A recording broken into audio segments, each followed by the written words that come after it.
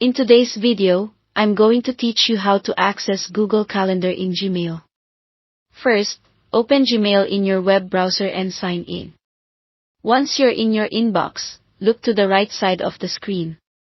You should see a slim side panel with a few icons. One of them is the blue Google Calendar icon.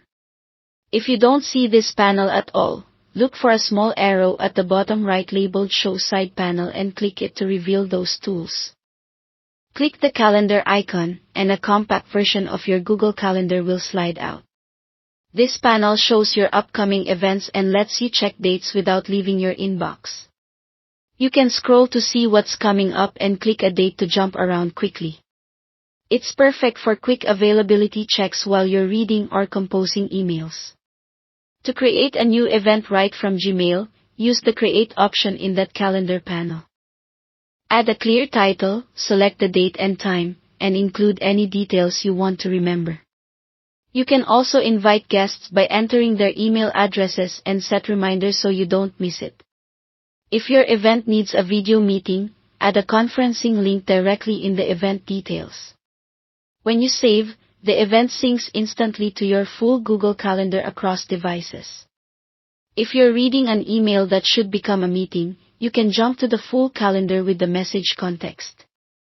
In Gmail, open the email, click the three-dot-more menu, and choose Create Event. This opens Google Calendar in a new tab with the email subject and content pre-filled, saving you time.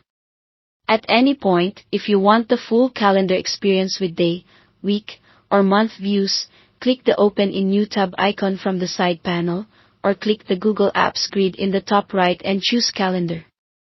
Your changes made in the side panel and the full app are always in sync.